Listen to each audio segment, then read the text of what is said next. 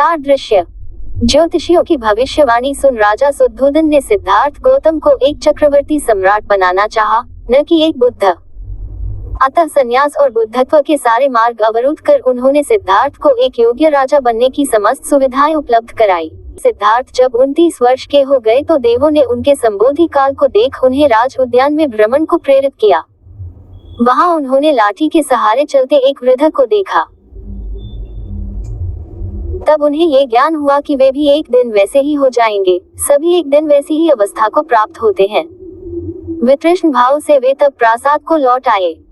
जब राजा को उनकी मनोदशा का ज्ञान हुआ तो उन्होंने राजकुमार के भोग विलास के लिए और भी साधन जुटा दिए, किंतु सांसारिक भोगों में राजकुमार की आसक्ति और भी क्षीण हो चुकी थी। दूसरे दिन राजकुमार फिर से उद्यान भ्रमण को गए। वहां उन्होंने एक रोगी व्यक्ति को देखा। उसकी अवस्था देख उन्हें ये ज्ञात हुआ कि हर कोई जो जन्म लेता है रोग का शिकार भी होता है।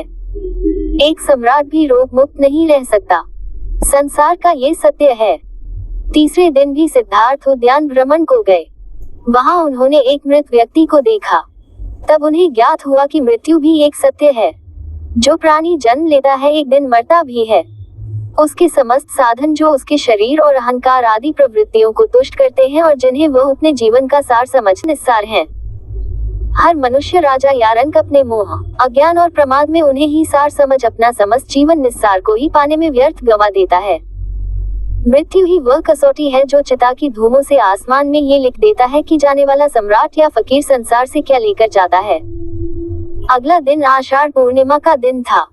उस दिन भी सिद्धार्थ उद्यान भ्रमण को गए। मार्ग में उन्होंने एक सन्यासी को देखा। सारथी धन्य से उन्हें ज्ञात हुआ कि सन्यासी संसार की सारहीनता को समझ संसार से विरक्त हो सत्य और सार के अन्वेषी होते हैं। धन्य की बातें सुन गौतम के मन में सन्यास का औत्सुक्य जागृत हुआ और वे भी सन्यास वरण को प्रेरित हुए। जब वे अपने महल को लौट रहे थे तो मार्ग में उन्हें ये सूचना मिली कि वे एक नवजात शिशु राहुल के पिता बन चुके थे। थोड़ा आगे बढ़ने पर उन्होंने राजपरिवार की एक महिला दिसी गौतमी को गाते सुना, निवृत्त हुई अब तो वह माता। सिद्धार्थ के लिए निवृत्ति तो इस सांसारिकता के अर्थ में थी। प्रसन्न मन उन्होंने अपने गले से मोतियों का हार निकालकर उस भद्र महिला को भिजवा अपनी कृतज्ञता का ज्ञापन किया, क्योंकि दिसी गौतमी ने उन्हें जड़ संसार निवृत्ति का संदेश जो दिया था।